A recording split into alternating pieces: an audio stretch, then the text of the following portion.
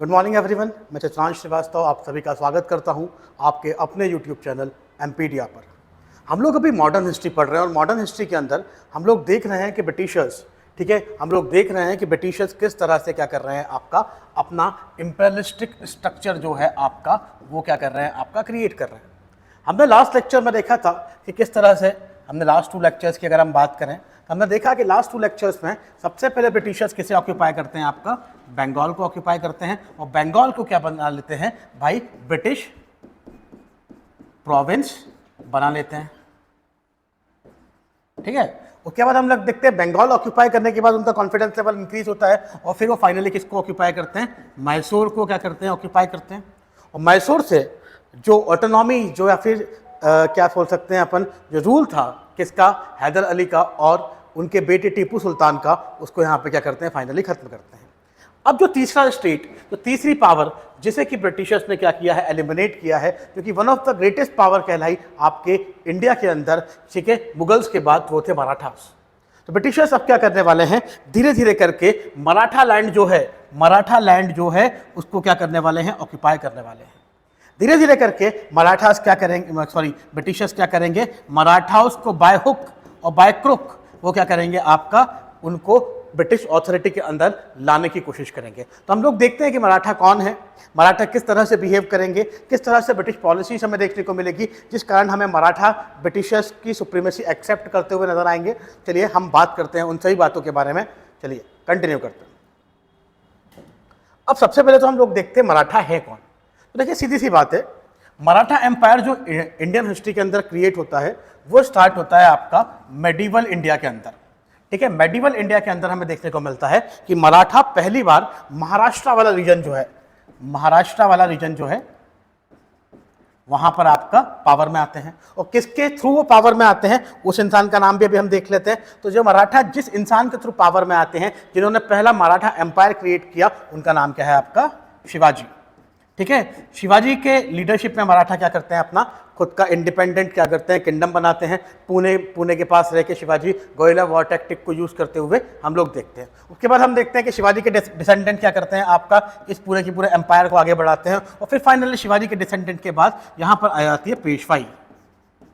ये चीज आपको पता होगी क्योंकि मेडिवल इंडिया के अंदर जब हम किसको पढ़ते हैं, जब हम औरंगजेब को पढ़ते हैं, तो Aurangzeb is incomplete without the Shivaji. ठीक है, तो जब हम औरंगजेब को पढ़ते हैं तो हमें पता लगता है कि शिवाजी के बिना औरंगजेब इनकम्प्लीट है। और फिर हम जब देखते हैं औरंगजेब के बाद में एक इरा पढ़ते हैं जिसे हम मराठा पढ़ते हैं, उसके अंदर हम लोग क्या करते हैं, इन सब चीज़ों को डिस्कस करते हैं। तो हमने क्या देखा कि शिवाजी के थ्रू जो एम्पायर क्रिएट हुआ, शिवाजी के डिसेंडेंट तक पहुंचा, संभाजी तक पहुंचा, ठीक है, संभाजी तक पहुंचा, ठीक है, साहू जी तक पहुंचा, राजा राम तक पहुंचा। और उसके बाद फाइनली मराठा उसको किसने रूल किया, आपका पेशवाई ने क्या किया, पेशवास ने क्या किया है, रूल करना स्टार्ट किया है। ये हम बात कर चुके हैं। अब हम देखते हैं कि मराठा जिस समय पे रूल कर रहे थे उस समय कौन कौन हुआ करता था। जब मराठा रूल करना स्टार्ट किए, ठीक है, जब मराठाओं ने क्या किया, आपका रूल करना स्टार्ट किया, तो उस समय क्या स्थिति थी, ठीक है, मराठा किस तरह से अपना एम्पायर क्या करते हैं, क्रिएट करते हैं, ये हम अभी देखने की कोशिश करते हैं। ठीक है, 2 मिनट। ठीक है, अब देखते हैं मराठा किस तरह से अपना एम्पायर क्रिएट करते हुए नजर आएंगे। अब देखिए सीधी सी बात है, शिवाजी क्या करते हैं, शिवाजी इस एम्पायर को फॉर्म करते हैं, ठीक है, उसकी नींव रखते हैं। उसके बाद एक पेशवा आते हैं जिनका नाम क्या होता है, सॉरी, बाजीराव फर्स्ट। ठीक है, जिनको आपने पिक्चर देखी है ना, वो बाजीराव मस्तानी, वही बाजीराव है। ठीक है, बाजीराव फर्स्ट आते हैं और वो धीरे धीरे करके क्या करते हैं, डेक्कन से निकल के, इस डेक्कन वाले एरिया से निकल के वो क्या करते हैं, मराठा साम्राज्य की नींव कहाँ तक लेके जाते हैं, आपका सेंट्रल और नॉर्थन इंडिया के अंदर लेके जाते हैं। ये वो पीरियड है बाजीराव फर्स्ट का जिस समय इंडिया में जो सबसे बड़ी पावर थी, जिसको हम किस नाम से जानते थे, मुगल्स के नाम से जानते थे। ये मुगल्स क्या होते हैं, आपका वीक होना स्टार्ट होते हैं और इनके वीकनेस के कारण हम देखते हैं कि मराठा जो हैं वो पावर में आते हैं। और ये जो पूरा की पूरा आप एरिया देख रहे हो सेफ्रन कलर में, ये पूरा की पूरा एरिया किसके अंदर आ जाता है, मराठा ऑक्यूपेशन के अंदर आ जाता है। और मराठा इतना बड़ा एम्पायर क्या करते हैं, क्रिएट करके रखते हैं। अब हम देखते हैं ऐसा क्या हुआ जब ब्रिटिशर्स इतने बड़े साम्राज्य के क्या बोल सकते हैं, इतने बड़े साम्राज्य के अधिपत्य वाले लोगों को क्या करते हैं, अपने अपनी अपनी स्ट्रेटेजी के साथ, अपने पावर के साथ, अपने बैटल स्किल के साथ क्या करते हैं, ब्रिटिश सुप्रीमेसी एक्सेप्ट करवाते हैं। अब उसके बारे में बात करते हैं। तो ये पूरा की पूरा चीज़ जो है, जब ब्रिटिशर्स क्या करेंगे, अपने मराठाओं को क्या करेंगे, मराठाओं पावर को ब्रिटिश सुप्रीमेसी दिलाएंगे। ये पूरा की पूरा इवेंट स्टार्ट होता है आपका फर्स्ट एंग्लो मराठा वॉर से। ठीक है, तो हम अब डिस्कस करने वाले हैं क्या, आपका फर्स्ट एंग्लो मराठा वॉर।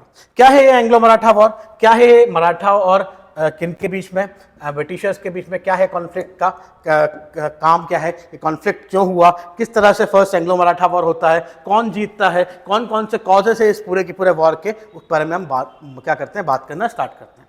तो सबसे पहले हम बात करते हैं फर्स्ट एंग्लो मराठा वॉर के बारे में। तो कब से कब तक चला है, 1775 से लेकर तो 1782 तक क्या होता है आपका चलता हुआ नजर आता है। मतलब टोटल अगर हम लोग देखें तो फर्स्ट एंग्लो मराठा कॉन्फ्लिक्ट जो है वो क्या चला है, वो हमें 7 साल तक होता हुआ नजर आया है। अब हम बैकग्राउंड में देखते हैं कि ये पूरा की पूरा कॉन्फ्लिक्ट जो है, ये पूरा की पूरा जो बैटल है क्यों स्टार्ट हुआ, ऐसे कौन से कॉजेस बने कि मराठा और क्या बोलते हैं आपका ब्रिटिशर्स जो हैं वो आमने सामने आए। तो हम उसके बारे में बात करना स्टार्ट करते हैं।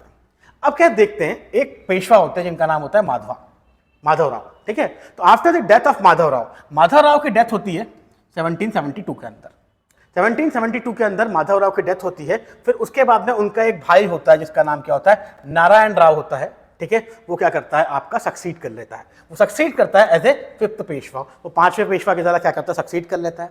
पर अगर हम नारायण राव की बात करें, ठीक है, तो हाउएवर नारायण राव अंकल रघुनाथ राव, नारायण राव का जो अंकल है रघुनाथ राव, ठीक है, वो क्या करता है, हैड नेप्यू असिस्टेड, ठीक है, वो अपने नेप्यू को असिस्ट करता है and named himself as a next Peshwa. मतलब वो नारायण राव को असिस्ट करता है अपने भतीजे को, और क्या कर लेता है, अपने आप को क्या करवा लेता है, वो नामांकित करवा देता है, अपने आप को क्या करता है, डिक्लेयर करवा देता है कि वो क्या बनने वाला है, आपका क्या, named himself as the next Peshwa की, मतलब अगला पेशवा कौन बनेगा आपका, रघुनाथ राव बनेगा।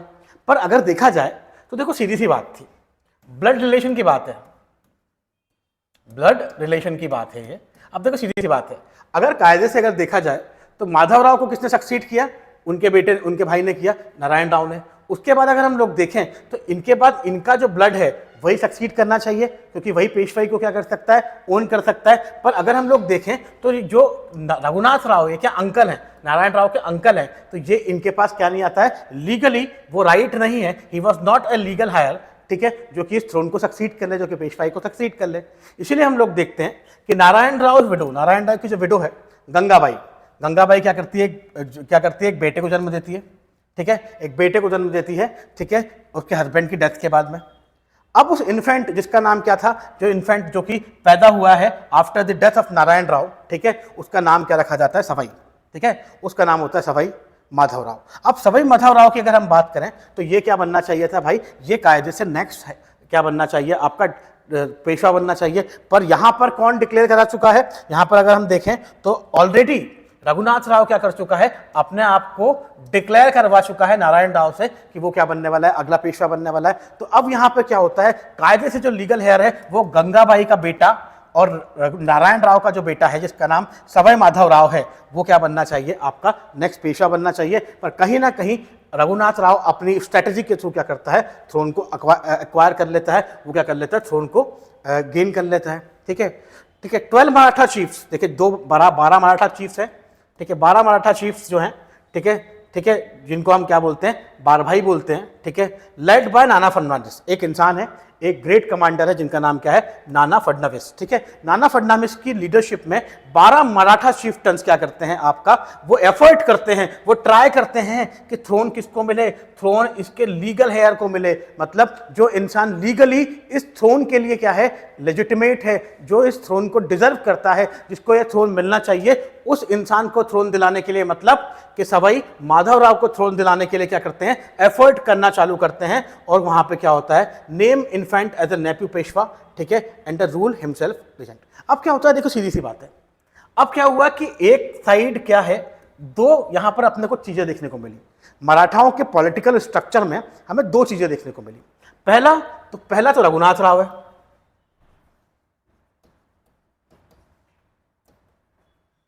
जो ऑलरेडी पेशवा बन के बैठा है है ना, जो कि एक लेजिटिमेट पेशवा होने के लायक नहीं है क्योंकि he is not a legal heir. वहीं दूसरी साइड कौन है, दूसरी साइड आपका सवाई माधवराव है, जो कि क्या है, एक लेजिटिमेट आदमी है जिसको कि अगला पेशवा बनना चाहिए। इस बच्चे को, इस माइनर चाइल्ड को पेशवा बनाने के लिए 12 भाई जो हैं, मतलब 12 मराठा चीफ्टन्स जो हैं, वो किसका सपोर्ट करने को तैयार हैं, 12 मराठा चीफ्टन्स सवाई माधवराव को सपोर्ट करने को तैयार हैं। और इन 12 चीफ्टन्स को लीड कौन कर रहे हैं, नाना फडणवीस क्या कर रहे हैं, लीड कर रहे हैं। अब जैसे ही ये चीज ये बात पता लगी किसको, ये बात पता लगी आपका रघुनाथ राव को, तो रघुनाथ राव वॉज थ्रेटेंड। उसको पता लगा कि भाई, उसको समझ में आया कि ये 12 चीफ्टन्स कोई छोटे मोटे चीफ्टन्स नहीं है। अगर ये चाहेंगे तो रघुनाथ राव को ये डायरेक्टली वैनिश कर सकते हैं, एलिमिनेट कर सकते हैं। इसीलिए वो दिमाग लगाता है, और दिमाग लगा के वो कहां पहुंचता है, हम आगे देखते हैं कि वो कहां पहुंचेगा। वो ब्रिटिशर्स के पास पहुंचेगा। रघुनाथ राव कहां पहुंचेगा, आपका ब्रिटिशर्स के पास पहुंचता है, और वहां पे क्या करता है, वो ट्रिटी साइन करता है, जिसे हम बोलते हैं ट्रिटी ऑफ सूरत। यहां हम बात करेंगे 2 ट्रिटी के बारे में, ठीक है। वो 2 ट्रिटी कौन सी है, एक है ट्रिटी ऑफ सूरत और दूसरी है ट्रिटी ऑफ पुरंदर। तो ट्रिटी ऑफ पुरंदर की बात हम बाद में बात करेंगे, पर पहले हम बात करेंगे ट्रिटी ऑफ सूरत के बारे में। अब रघुनाथ राव किससे सेटल हो चुका है, नाना फडणवीस से। नाना फडणवीस कौन, वो 12 मराठा चीफ्टन्स जो थे उनका लीडर और एक ग्रेट कमांडर। दूसरी चीज, यही क्या करेगा, सवाई माधवराव जो है उसका क्या है, रीजेंट है। अब इन सब चीजों से बचने के लिए, इन 12 लोगों के थ्रेट से बचने के लिए, अपनी पोजीशन को बचाने के लिए, आपके जो रघुनाथ राव साहब हैं वो कहां जाते हैं, ठीक है, वो जाते हैं आपका कहां, वो जाते हैं ब्रिटिशर्स के पास। और ब्रिटिशर्स के पास जाके क्या करते हैं, Raghunath Rao unwilling give up the his position. Raghunath Rao क्या करते हैं भाई, अपनी पोजीशन जो कि उन्होंने क्या किसकी ऑक्यूपाई की थी, जो कि उन्होंने पेशवा की पोजीशन को क्या किया था, ऑक्यूपाई किया था, उसको ना चाहते हुए भी क्या करते हैं, अपनी पोजीशन से क्या करते हैं, अपनी पावर से क्या करते हैं, आपका रिजाइन कर देते हैं। उनको जो पोजीशन जो है वो त्यागनी पड़ती है, और उसे त्यागने के बाद वो किसके पास चले जाते हैं, अंग्रेजों की शरण में चले जाते हैं, ब्रिटिशर्स की शरण में चले जाते हैं। और वहां पर क्या करते हैं, वहां पर वो एक ट्रिटी साइन करते हैं, बॉम्बे चले जाते हैं, और वहां पर एक ट्रिटी साइन करते हैं जिसको हम किस नाम से जानते हैं, ट्रिटी ऑफ सूरत के नाम से जानते हैं, ठीक है। तो हमें क्या पता लगा, हमें पता लगा कि जब ग्रुप पोलराइजेशन हुआ, पोलराइजेशन में जो लीगल हेयर है सवाई माधवराव, उसके सपोर्ट में 12 मराठा चीफ्टन आ गए, तो किसकी पोजीशन थ्रेटन में आई, किसको अपनी पोजीशन को छोड़ना पड़ा, रघुनाथ राव को अपनी पोजीशन को छोड़ना पड़ा। और इस पोजीशन को बचाने के लिए वो इंग्लिश के पास जाते हैं, कहां पर, बॉम्बे में, और वहां पर एक ट्रिटी साइन करते हैं सूरत के अंदर, जिसका नाम है ट्रिटी ऑफ सूरत, और जो कि कब साइन की गई, 1775 के अंदर। अब इस ट्रिटी जो ट्रिटी ऑफ सूरत इन्होंने साइन की थी, इस ट्रिटी ऑफ सूरत में क्या हुआ, तो इस ट्रिटी ऑफ सूरत में रघुनाथ राव क्या करते हैं, अपनी जो टेरिटरी थी, कहाँ के, सेल्सेटे और बेसिन की जो टेरिटरी थी, वो किसको दे देते हैं, आपका इंग्लिश को दे देते हैं, ठीक है। इसके साथ में कुछ पोर्शन ऑफ रेवेन्यू जो कि सूरत से आने वाला था और भरूच डिस्ट्रिक्ट से जो आने वाला था, वो भी किसको पे करने के लिए एग्री हो जाते हैं, वो भी किसको पे करने के लिए एग्री हो जाते हैं, वो भी ब्रिटिशर्स को देने के लिए ये एग्री हो जाते हैं। विच मीन्स कि ट्रिटी ऑफ सूरत क्या है, ट्रिटी ऑफ सूरत वो ट्रिटी है जिसके अंदर ब्रिटिशर्स क्या करते हैं, आपका रघुनाथ राव क्या है, ट्रिटी ऑफ सूरत वो ट्रिटी है जिसके अंदर रघुनाथ राव क्या करता है, आपका ब्रिटिशर्स की हेल्प लेने के लिए जाता है उनके पास में। इसके अंदर वो सेलसेट और बेसिन वाला एरिया किसको देता है, इंग्लिश को देता है। इसके अलावा जो सूरत से आने वाला रेवेन्यू और भरूच डिस्ट्रिक्ट जो है गुजरात की, वहां से आने वाला जो रेवेन्यू है, इसका कुछ पार्ट किसको पे करने के लिए एग्री हो जाता है, ब्रिटिशर्स को देने के लिए तैयार होता है। अब ये तो किसने दिया, ये तो सिर्फ और सिर्फ किसने दिया, रघुनाथ राव ने दिया, ठीक है। रघुनाथ राव ने किसको दिया, ब्रिटिशर्स को दिया। इसके एवज में रिटर्न में ब्रिटिशर्स उसको क्या देने वाले हैं, इसके एवज में उसको प्रोवाइड करते हैं रघुनाथ राव को ब्रिटिशर्स क्या, 2500 सोल्जर्स जो कि आर्म्स एंड एनिमेशंस में मॉडर्न टेक्निक से क्या है, मॉडर्न वॉर टेक्निक से क्या है, सुशोभित है, ठीक है। वो सब किसको मिलते हैं, आपका 2500 सोल्जर किसको मिलते हैं, आपका रघुनाथ राव को। अब इस 2500 सोल्जर की मदद से रघुनाथ राव अपनी पोजीशन को क्या कर लेता है, स्ट्रेंथन कर लेता है, ठीक है, स्ट्रॉन्ग कर लेता है, ठीक है। अब आगे देखते हैं आगे क्या देखने को मिलता है। इसी बीच में अब होगी नई चीज, ट्रिटी ऑफ पुरंदर साइन। अब आगे क्या होता है, ब्रिटिश कलकत्ता काउंसिल, अब आती है ब्रिटिश कलकत्ता काउंसिल, ठीक है। ट्रिटी ऑफ सूरत हो चुकी है, ब्रिटिश कलकत्ता काउंसिल जो है on the other side of the India, ठीक है, कंडेम्ड द टिटी ऑफ सूरत। अब देखो ब्रिटिश कलकत्ता काउंसिल जो है, जो कलकत्ता में बैठती है, वो क्या कर रही है, आपका कंडेम कर रही है, मतलब किसकी निंदा कर रही है, वो टिटी ऑफ सूरत की क्या कर रही है, निंदा कर रही है, ठीक है। और वो क्या करती है, आपका कर्नल ऑप्टन को क्या करती है, पुणे में भेजती है, ठीक है। अब देखो सीधी बात क्या है, टिटी ऑफ सूरत तो साइन हो गई, जिसने आपने क्या कर दिया, 2500 रुपए, 2500 सोल्जर किसको दे दिए, रघुनाथ राव को दे दिए। पर ये क्या था, ये मराठाओं के इंटरनल डिस्प्यूट्स में क्या था, आपका इंटरफेरेंस था। और देखो सीधी सी बात है, इस समय जो मराठा हैं वो इतने पावर में तो हैं कि आप उनको तंग करोगे और वो रिपील बैक नहीं करेंगे, ये पॉसिबल नहीं है। तो इस चीज से डरकर, इस चीज का थ्रेट किसको होता है, ब्रिटिश की कलकत्ता काउंसिल को होता है। और वो क्या करते हैं, इस ट्रीटी को कंडेम करते हैं और ट्रीटी ऑफ सूरत को कंडेम करते हैं, जो 1775 में साइन की गई थी। और कर्नल ऑप्टन को क्या करते हैं, पुणे भेजते हैं टू एनुअल इट, ठीक है, इसे क्या करने के लिए, एनुअल करने के लिए, मतलब रिजॉल्व करने के लिए, and make a new treaty. और वो क्या करते हैं, कौन, कर्नल ऑप्टन जो हैं, वो क्या करते हैं, एक नई ट्रीटी साइन करते हैं, जिसे हम किस नाम से जानते हैं, ट्रीटी ऑफ पुरंदर के नाम से जानते हैं। ट्रीटी ऑफ पुरंदर बेसिकली जो साइन की गई ना, वो साइन की गई रघुनाथ राव के साथ नहीं, नाना फडणवीस के साथ।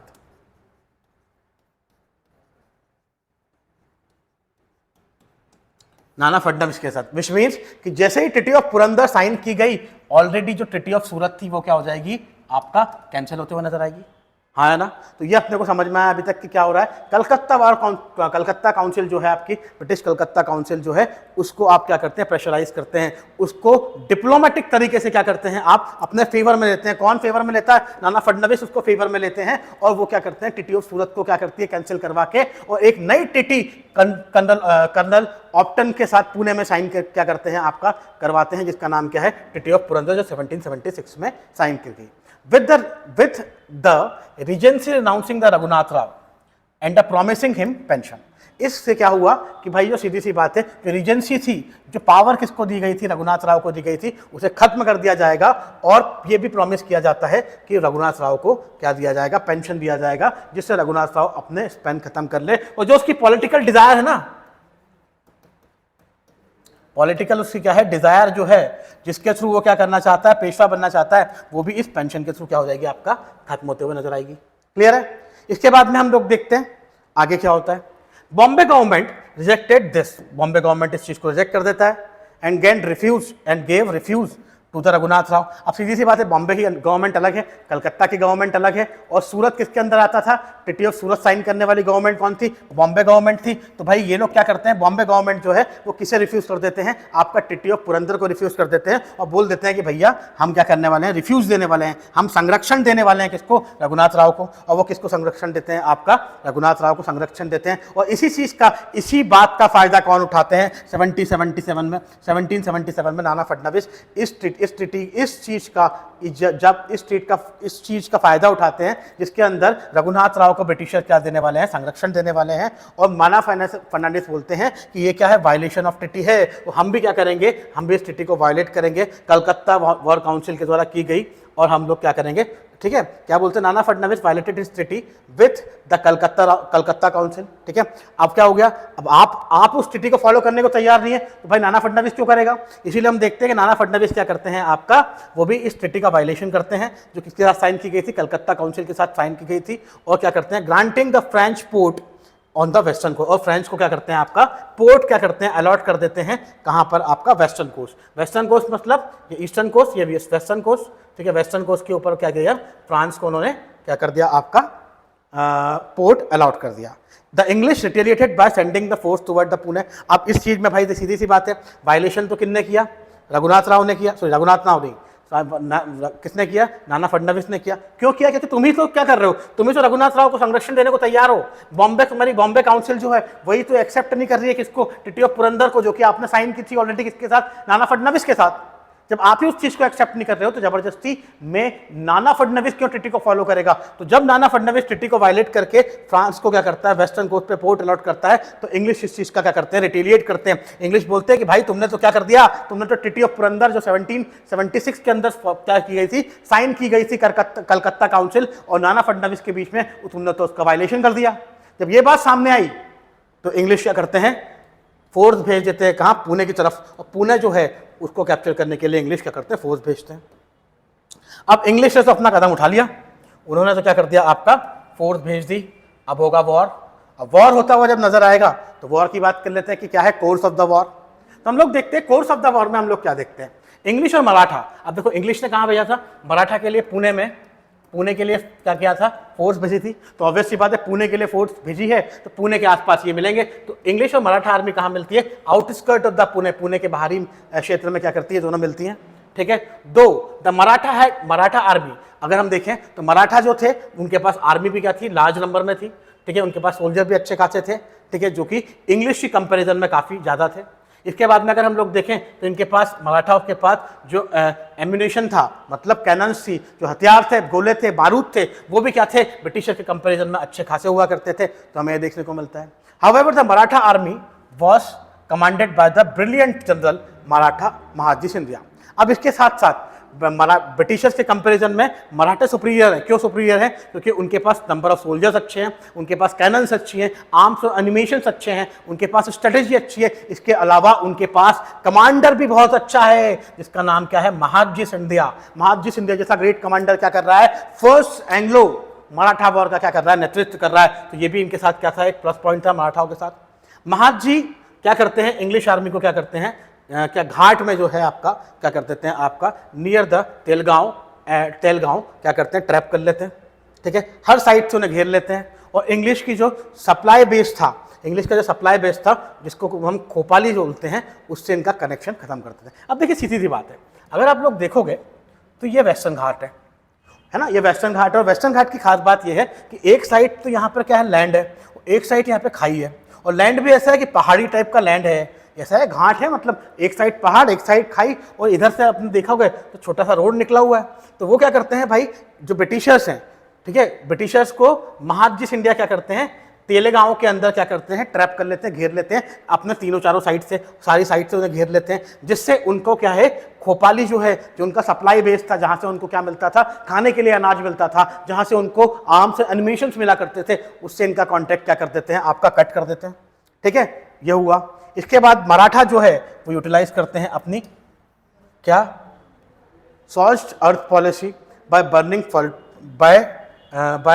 Burning farmland and positioning Wales.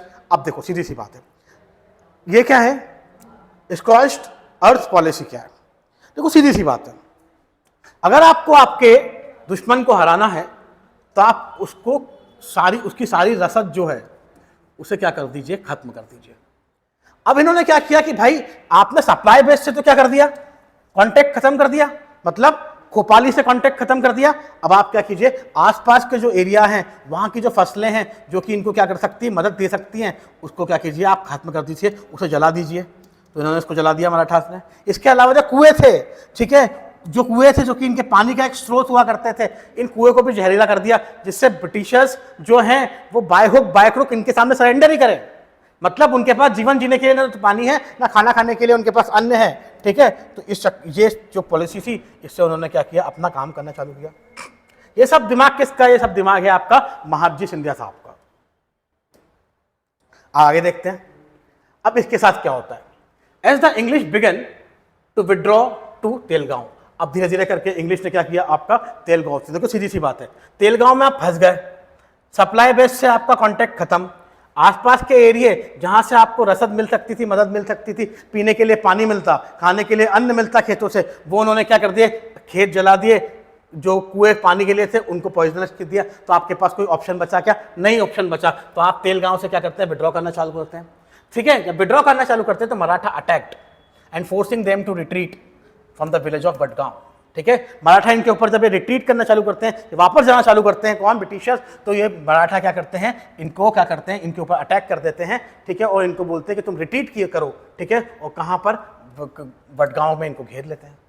Finally क्या होता है, फिर क्या होता है, इंग्लिश आर्मी जो है वो हर साइड से क्या होती है, आपका घिर जाती है मराठा आर्मी से, जो कि इनको हर तरह से फूड और वाटर की सप्लाई तो कट कर ही चुके थे। अब इसके बाद इनको क्या होता है, मिड जनवरी में 79 के अंदर क्या होता है आपका, इंग्लिश क्या करते हैं, सरेंडर करते हैं और एक ट्रिटी साइन होती है, जिस ट्रिटी का नाम क्या है, ट्रिटी ऑफ वडगांव। ठीक है, ट्रिटी ऑफ वडगांव साइन की जाती है फोर्सफुली, इस ट्रिटी को साइन किया जाता है बॉम्बे गवर्नमेंट के द्वारा।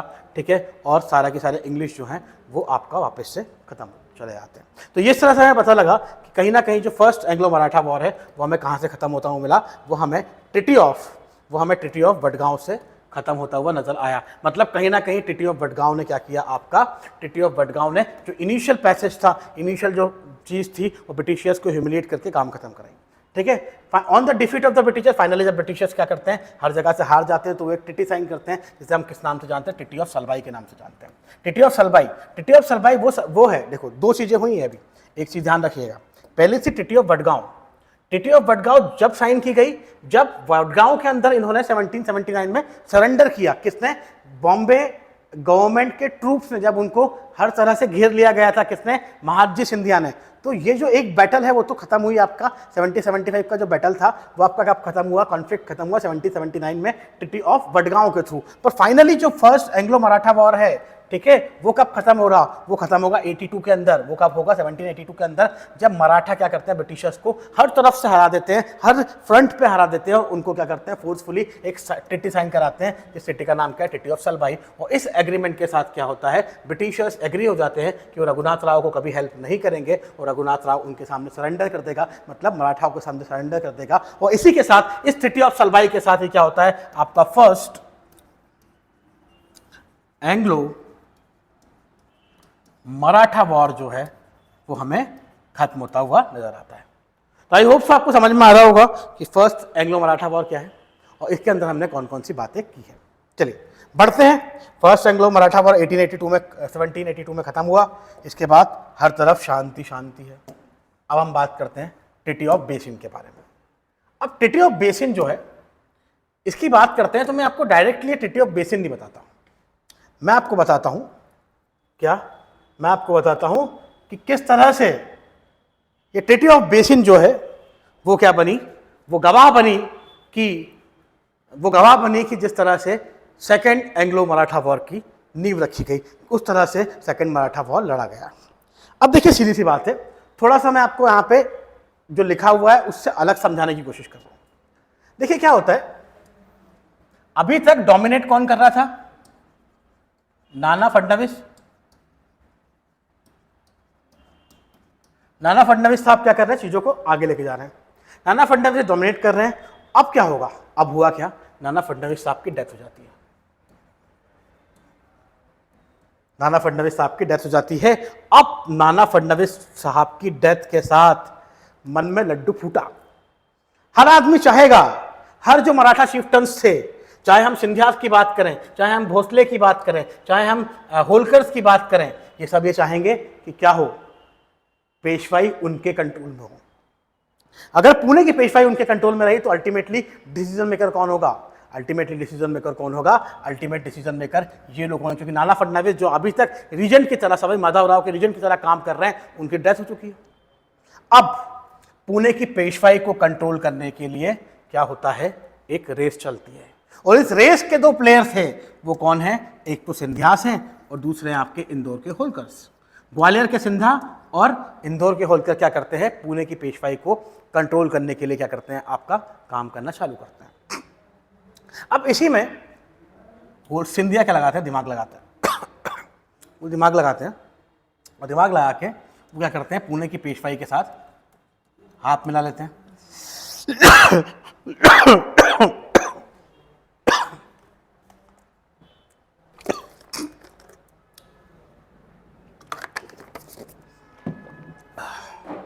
क्या हुआ है, देखो वापस से रिपीट करते हैं। क्या हुआ, पेशवाई को कंट्रोल करने के लिए दो कैंडिडेट सामने आए, सिंधिया जो कि ग्वालियर के थे, होलकर जो कि इंदौर के थे। और फाइनली इसी बीच में दिमाग कौन लगाता है, सिंधिया दिमाग लगाते हैं और सिंधिया क्या करते हैं आपका पेशवा के साथ हाथ मिला लेते हैं और दोनों का कंबाइंड अलायंस बन जाता है। मतलब अब क्या हो रहा है, पेशवा प्लस सिंधिया, इनका अलायंस बन गया। और दूसरी साइड कौन है, होलकर। होलकर के लीडर कौन है, महाराजा यशवंत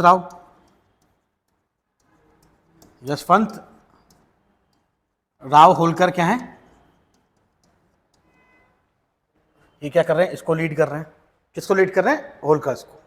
अब क्या होता है कि इन दोनों के बीच में, किनके बीच में, दोनों के बीच में, पेशवा सिंधिया के अलायंस के बीच में, होलकर्स के अलायंस के बीच, इस अलायंस के बीच में एक युद्ध होता है 1802 के अंदर। एक बैटल लड़ी जाती है, उस बैटल के अंदर अकेले होलकर जो हैं, ठीक है, होलकर अकेले ही क्या करते हैं आपका, होलकर अकेले क्या करते हैं, पेशवा और सिंधिया के अलायंस को हरा देते हैं।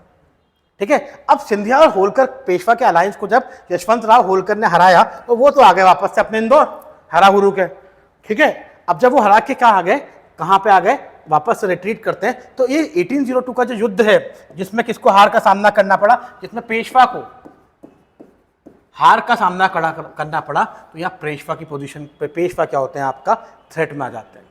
और पेशवा क्या है, थ्रेट में आते हैं। और फाइनली वो क्या करते हैं, आपका जो लास्ट पेशवा है, इसका नाम क्या है, पेशवा बाजीराव सेकंड, फाइनली वो इस थ्रेट के कारण क्या करते हैं, एक ट्रिटी साइन करते हैं, जिस ट्रिटी को हम किस नाम से जानते हैं, ट्रिटी ऑफ बेसिन के नाम से जानते हैं।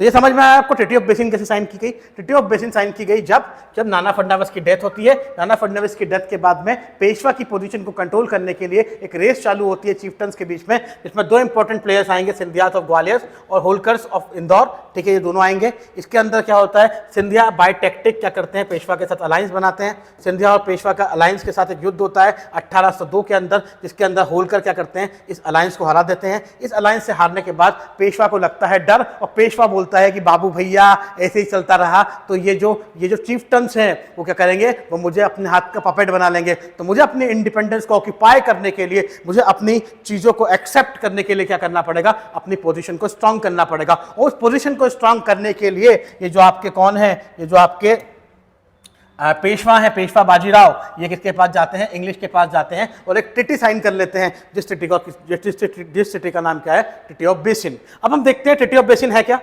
ठीक है, हम बात कर लेते हैं ट्रिटी ऑफ बेसिन क्या है और इसे साइन कौन करता है। तो ध्यान रखिएगा, ट्रिटी ऑफ बेसिन को साइन करते हैं आपका लास्ट पेशवा, जिसका नाम क्या है, बाजीराव सेकंड। अब ये ट्रिटी ऑफ बेसिन है क्या। अब देखिए सीधी सी बात है, आप किसके पास गए, ब्रिटिशर्स के पास गए, किसके लिए, हेल्प करके कि भैया मदद कर दो, नहीं तो मेरे जो लोग हैं, मेरे जो चीफ्टन्स हैं, वही मुझे खत्म कर देंगे। जब आप ये हेल्प का नारा लगा के बैठे हो तो ये ब्रिटिशर्स बोलेंगे कोई बात नहीं बाबू भैया, ये तो मौका है, जब मौका है तो चौका भी है। तो ब्रिटिशर्स क्या बोलते हैं, ठीक है हम आपकी हेल्प करते हैं, आप क्या कर लो, आप सब्सिडरी अलायंस बन जाओ, हमारे क्या बन जाइए, हम हमारे सब्सिडरी अलायंस बन जाओ, मेरा दोस्त बन जाओ। तो फाइनली पेशवा के पास भी कुछ बचा कुचा नहीं था। पेशवा भी बैठा ही था कि भाई किसी भी तरह से मुझे बचा लो, वरना मेरे चीफ्टन्स मुझे कंट्रोल करके पपेट बना लेंगे। तो वो क्या करते हैं भाई, सब्सिडरी अलायंस पॉलिसी जो थी ब्रिटिशर्स की, उसे क्या कर लेते हैं, आपका साइन कर लेते हैं, है ना, वो साइन कर लेते हैं। अब देखो क्या उम्मीद थी ब्रिटिशर्स को और क्या उम्मीद थी पेशवा को। अब उम्मीद ये थी कि देखिए सीधी सी बात है, जितने भी मराठा चीफ्टन्स हैं, ठीक है,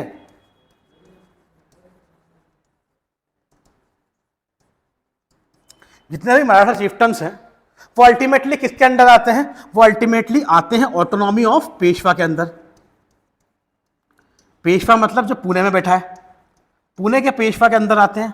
इसका मतलब क्या हुआ, जब पुणे की पेशवाई क्या करेगी, पुणे की पेशवाई जब क्या करेगी, आपका सब्सिडरी अलायंस पॉलिसी साइन करेगी, इसका मतलब यह है कि डायरेक्टली इनडायरेक्टली जितने भी मराठा चीफ्टन्स हैं वो भी क्या कर लेंगे आपका, वो भी क्या बन जाएंगे आपका directly indirectly subsidiary alliance policy का पार्ट बन जाएंगे। विच मीन्स कि हम बात करते हैं कौन कहां पर है, हम लोग देखते हैं इंदौर में कौन है, होलकर थे। ठीक है, ग्वालियर में कौन है, ग्वालियर में सिंधियास हैं। ठीक है, हम लोग देखते हैं कि ग्वालियर में होलकर, इंदौर होलकर में, ग्वालियर सिंधिया में है। ठीक है, ग्वालियर में सिंधिया है। ठीक है, धार और देवास में कौन है, पवार है। ठीक है, फिर हम बात करते हैं भोसले, ये कौन है, ये कहाँ पे, नागपुर में है।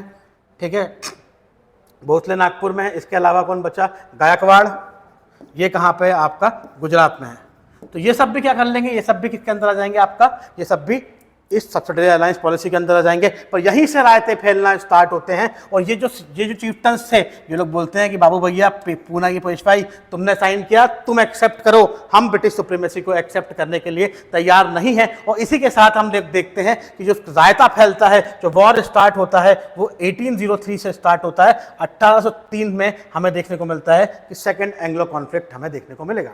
अब देखते हैं कि सेकेंड एंग्लो मराठा कॉन्फ्लिक्ट देखने को मिलेगा। देखते हैं हम इसमें क्या क्या होता हुआ नजर आता है, बात करते हैं इसके बारे में। अभी तक समझ में आया होगा, आई होप सो आपको, ठीक है। इसमें तो मैंने कम लिख रखा है, अब हम इसे डिटेल में डिस्कस करना चालू करते हैं। अब देखिए, हम लोगों ने देखा कि 1803 से लेकर 1805 तक क्या चला है, सेकेंड एंग्लो मराठा कॉन्फ्लिक्ट हमें देखने को मिला है। अब इस सेकेंड एंग्लो मराठा कॉन्फ्लिक्ट के अंदर क्या क्या चीजें होती हुई नजर आई। अब हम लोग देखते हैं कि हमारे पास कुछ लोग हैं, वो लोग क्या कर रहे हैं, ठीक है। हम लोग देखते हैं क्या कर रहे हैं। सबसे पहले तो हम बात करते हैं कि ये पॉइंट तो भाई गलत लिखा हुआ है, ठीक है। ये भी एक गलत, तो क्या बोल सकते हैं इसे, गलत तो नहीं बोल सकते, ये भी एक रीज़न है, ठीक है। ये भी एक रीज़न तो है, ठीक है। पर ये जो रीज़न है ये सेकेंडरी रीज़न है। तो प्राइमरी रीज़न तो मैंने आपको बता दिया, क्या कि ट्रीटी ऑफ बेसिन को एक्सेप्ट ना करना ही यहाँ पर अपने को देखने को मिला। अब यहाँ पर हम देखते हैं कि यहाँ पर जब वॉर लड़ा गया तो क्या हुआ। वॉर लड़ा गया तो सिंधिया और भोसले, जो कि वन ऑफ द पावरफुल थे, सिंधिया ग्वालियर के हैं और भोसले कहाँ के, नागपुर के हैं। ये दोनों क्या करते हैं, अलायंस बनाते हैं। और ये लोग किसके अगेंस्ट में मार्च करते हैं, ब्रिटिशर्स के अगेंस्ट में मार्च करते हैं, ठीक है। और ये लोग, इन लोगों को क्या मिलता है, इस अलायंस को, जिसका नाम क्या था आपका, सॉरी, ये जो Maratha, just a minute, I will repeat it, ठीक है। क्या हुआ, second Anglo Maratha war start हुआ। जब ये वॉर स्टार्ट हुआ तो हमने देखा कि सिंधिया जो कि ग्वालियर के हैं, भोसले जो कि नागपुर के हैं, ये दोनों क्या करते हैं, ब्रिटिशर्स के अगेंस्ट कंबाइनली मार्च करते हैं। पर ब्रिटिशर्स इनको क्या देते हैं, डिफीट देते हैं, मतलब इनको हरा देते हैं। और इसके बाद ये अलग अपनी ट्रीटी साइन करते हैं। और ट्रीटी साइन करके ये ट्रीटी ऑफ बेसिन जो थी, इसके अंदर सब्सिडरी अलायंस बनने का बात की गई थी, उसे एक्सेप्ट कर लेते हैं। अब बात हुई किसकी, अब बात आती है किसके बाद में, अब बात आती है आपका किसके बारे में, बात आती है होलकर के बारे में। तो होलकर के बारे में ऐसा माना जाता है कि होलकर जो है वो ओनली ऐसी मराठा पावर थी जो इस वॉर के अंदर इंडिपेंडेंटली लड़े और जिन्होंने क्या किया, ब्रिटिशर्स को हराया, ठीक है। और इसकी लीडरशिप कौन कर रहे थे, यशवंतराव होलकर कर रहे थे। अब ये सब जब हुआ, ठीक है, ये सब जब हुआ, क्या हुआ कि सिंधिया और भोसले का अलायंस साइन, सिंधिया और भोसले जो हैं उनका अलायंस हारा, ठीक है। इसके अलावा सिंधिया भोसले का अलायंस हारा, होलकर्स ने इंडिविजुअली लड़के क्या करा, इन लोगों को हरा दिया। अब इसके बाद कुछ ना कुछ तो होगा, कुछ ट्रीटी तो साइन की जाएगी, है ना, कुछ ट्रीटी साइन की जाएंगी। अब ये जो ट्रीटी है, इन ट्रीटीज के थ्रू ही हम लोग क्या करेंगे, ट्रीटी ऑफ बेसिन को एक्सेप्ट करने की बात करेंगे। मतलब 3 पावर हैं, पहले है सिंधिया, दूसरे हैं आपका भोसले और तीसरे हैं आपके होलकर्स। ये तीनों के तीनों अलग अलग ट्रीटी साइन करेंगे। वो अलग अलग ट्रीटी साइन करके ये क्या करने वाले हैं, आपका सब्सिडरी अलायंस बनने वाले हैं ब्रिटिशर्स की। अब हम बात करते हैं कि ये ट्रीटी जो ये लोग साइन करने वाले हैं, इन ट्रीटी को किस किस नाम से जानते हैं। तो हम लोग देखते हैं फाइनली जो सिंधिया जो ट्रीटी साइन करते हैं वो 1803 के अंदर करते हैं। सिंधिया जो ट्रीटी साइन करते हैं वो 1803 के अंदर साइन करते हैं और इस ट्रीटी को हम नाम जानते हैं ट्रीटी ऑफ सुरजी अर्जनगांव, ठीक है। इस ट्रीटी ऑफ सुरजी अर्जनगांव के थ्रू जो क्या बोलते हैं अपना आपके सिंधियाज जो हैं वो क्या बन जाते हैं, आपके अलायंस बन जाते हैं। किसके अलायंस बन जाते हैं, आपका वो ब्रिटिशर्स के अलायंस बन जाते हैं। और they accepted the subsidiary alliance position in British feudal. उसके बाद हम देखते हैं भोसले। तो भोसले भी भाई, जो भोसले की अगर बात करें तो भोसले भी क्या करने वाले हैं, भोसले भी 1803 के अंदर क्या करने वाले हैं, सब्सिडरी अलायंस पॉलिसी को एक्सेप्ट करेंगे। पर इनके साथ जो ट्रीटी साइन हुई, इनके साथ जो ट्रीटी साइन होते हुए हमें नजर आई, उस ट्रीटी को हम जानते हैं ट्रीटी ऑफ देवगांव के नाम से। क्या नाम है, ट्रीटी ऑफ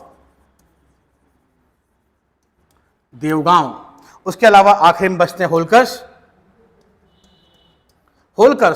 फाइनली होलकर्स, देखो सीधी सी बात है, जो लोग जो हारा उसको एट द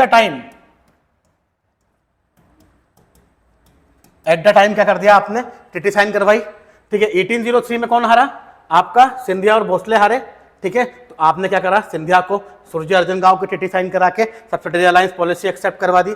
भोसले को आपने टीटी ऑफ देवगांव साइन करवाया और आपने सब्सिडरी अलायंस पॉलिसी का पार्ट बना दिया, मतलब टीटी ऑफ बेसिन का पार्ट बना दिया। ठीक है, टीटी ऑफ बेसिन का पार्ट बना दिया। अब जब ये दोनों ने टीटी साइन करके टीटी ऑफ बेसिन को एक्सेप्ट किया तो इनके साथ क्या किया जाएगा। अब इस टीटी साइन हुई, ठीक है, इससे क्या किया गया, बहुत बड़ा एरिया जो था, ठीक है, वो मराठाओं से छीन लिया गया। कौन कौन सा एरिया, जो टेरिटरी ऑफ द उड़ीसा की जो टेरिटरी थी वो ले ली गई। गेंजेटिक वेसल मतलब गंगा के आसपास की जो एरिया है, गंगा यमुना का जो दोआब एरिया है, और हरियाणा और बुंदेलखंड का जो एरिया है वो किससे छीन लिया गया, सिंधिया और भोसले से छीन कर रख लिया गया। अब बचे होलकर्स। अब होलकर्स जो हैं, होलकर्स भी कब तक दम करेंगे, होलकर भी कब तक बात करेंगे। तो फाइनली होलकर क्या करते हैं, 1805 के अंदर, 1805 के अंदर होलकर क्या करते हैं, आपका चीजों को एक्सेप्ट करते हैं। वो क्या करते हैं, आपका एक टीटी साइन करते हैं जिसे हम बोलते हैं टीटी ऑफ राजपुर घाट। क्या बोलते हैं, राजपुर घाट। ये टीटी ऑफ राजपुर घाट साइन करते हैं और फाइनली होलकर बिकेम द, क्या बोलते हैं, Holkar became the subsidiary alliance of Britishers. पर जिस तरह से क्या हुआ था, जिस तरह से हमने देखा कि ब्रिटिशर्स ने सिंधिया और भोसले, ये दो जो पावर थी, इनसे जो टेरिटरी ली थी, इनके एरियाज को उन्होंने अपना पार्ट बनाया था, ऐसा कुछ किसके साथ नहीं होगा, यशवंत राव होलकर की लीडरशिप में किसके साथ नहीं होगा, आपका होलकर के साथ नहीं होगा। क्यों, क्योंकि ये इस वॉर के अंदर जीतते हैं और फाइनली आखिरी में 1805 के अंदर टीटी साइन होती है जिसका नाम है टीटी ऑफ राजपुर घाट, और इसके थ्रू क्या होता है, फाइनली आपका सेकेंड एंग्लो मराठा वॉर खत्म होता हुआ नजर आता है। अब ये बात तो खत्म हो गई, सेकेंड एंग्लो मराठा वॉर खत्म। अब बात करते हैं थर्ड एंग्लो मराठा वॉर के बारे में, है ना। अब देखिए क्या है, अब देखो सीधी सी बात है यार, आपने क्या किया, आपने अपनी पॉलिसीज के थ्रू एक स्ट्रांग मराठा पावर, जिसका एम्पायर हमने मैप में देखा था, जो एम्पायर खत्म होने का नाम नहीं लिखा था, उसको आपने क्या किया, सब्सिडरी अलायंस में घेर लिया। ये ब्रिटिशर्स का ही तो एडवांटेज है कि उन्होंने अपने दिमाग से, अपने स्ट्रेटेजी के साथ क्या किया है, लोगों को हराया और ब्रिटिश प्रोविंस में कन्वर्ट किया। वरना मराठा उस समय इतने पावर में थे कि उन्हें हाथ लगाना क्या था, असंभव था। इसीलिए आप देखो कि आपका जो 1761 के बाद ही इन्होंने टारगेट करना मराठा को चालू किया। अब हम देखते हैं third Anglo Maratha war. Third Anglo Maratha war का जो रीजन है वो तो हम पढ़ेंगे इसे, पर थर्ड एंग्लो मराठा वॉर क्या है, आखिरी ब्लो है मराठाओं को रिस्टोर करने का। ये आखिरी अटेम्प्ट है मराठाओं का, जिस तरह से मराठा क्या कर सकते हैं, अपने आप को ब्रिटिश एक्सेप्टेंस से दूर कर सकते हैं, ब्रिटिश सब्सिडरी अलायंस पॉलिसी से वो क्या कर सकते हैं, अपने आप को खत्म कर सकते हैं। तो देखते हैं क्या देखने को मिला अपने को। तो फाइनली क्या होता है कि मराठा कमांडर प्लानिंग प्लॉटिंग करते हैं, पर अल्टीमेटली इस थर्ड एंग्लो मैसूर वॉर जो है, थर्ड एंग्लो मराठा वॉर है, वो हमें कैसे देखने को मिला। 1717-18 के अंदर लड़ा गया, और इसके लिए आपने पिक्चर देखी है वीर, जिसमें वो गाना है सुरीली अखियों वाली, उसमें एक कम्युनिटी का नाम मेंशन किया गया है, वो कम्युनिटी है पिंडारी। अब देखिए पिंडारी इस पूरे के पूरे वॉर के लिए रिस्पॉन्सिबल है। आपको पता है कि इंदौर के आसपास वाला जो एरिया है, जो होलकर डोमिनेटेड था, यहां पर एक कम्युनिटी, एक ट्राइबल कम्युनिटी रहती थी जिसका नाम था पिंडारी। और इन पिंडारी को काम क्या था, इन पिंडारियों का काम क्या था भाई, प्लंडर क्रिएट करना। ठीक है, विच मीन्स कि ब्रिटिश टेरिटरी में जो ट्रेड एंड कॉमर्स हो रहा है, ब्रिटिशर्स का जो व्यापारी क्या कर रहे हैं, ट्रेड एंड कॉमर्स कर रहे हैं, उन्हें लूटना। ब्रिटिशर्स को डायरेक्टली इनडायरेक्टली नुकसान पहुंचाने का काम किसका था, आपका पिंडारियों का हुआ करता था। और पिंडारीज जो है उनको डायरेक्टली इनडायरेक्टली कौन सपोर्ट कर रहा था, उनको डायरेक्टली इनडायरेक्टली महाराजा यशवंत राव होलकर क्या कर रहे थे, सपोर्ट कर रहे थे। अब भाई पिंडारियों से कौन होता है, ब्रिटिशर्स बहुत परेशान हो जाते हैं, और फाइनली वो आखिरी क्या देते हैं, एक आखिरी हवा का झोंका देते हैं मराठाओं के खिलाफ, और फाइनली क्या करते हैं, थर्ड एंग्लो मराठा वॉर लड़ा जाता है, जिसके अंदर क्या होता है, आपका पिंडारी हार जाते हैं, और finally Britishers third Anglo Maratha war के थ्रू क्या करते हैं, इंडिया या मराठा लैंड के अंदर एक अपनी सुप्रीम अथॉरिटी क्या करते हैं, क्रिएट करते हैं। इस तरह से हमने देखा कि ब्रिटिशर्स ने तीसरी इंपॉर्टेंट पावर जो है, जिसको मराठा बोलते हैं, उसको भी क्या कर लिया है, अपने सुप्रीमेसी के अंदर लिया है, by hook and by crook. ठीक है, उन्होंने सब्सिडरी अलायंस पॉलिसी के थ्रू कुछ एरियाज को कट करके, कुछ एरिया में उनको रीस्टोर करके मराठाओं को क्या कर लिया है, अपने साथ मिला लिया है। ठीक है, तो ये बात हुई आज के बारे में। अगले लेक्चर में देखते हैं हम लोग कि क्या रहेगा। अगले लेक्चर में हम बात करेंगे एक और इंपॉर्टेंट पावर, क्योंकि महाराजा रणजीत सिंह ने क्रिएट की, जिसे हम सिख पावर के नाम से जानते हैं। उस सिख पावर को किस तरह से ब्रिटिशर्स एलिमिनेट करेंगे, और किस तरह से जो पंजाब वाला एरिया है उसके अंदर अपना डोमिनेंस क्रिएट करेंगे। हैव अ ग्रेट टाइम, मिलते हैं कल, बाय बाय।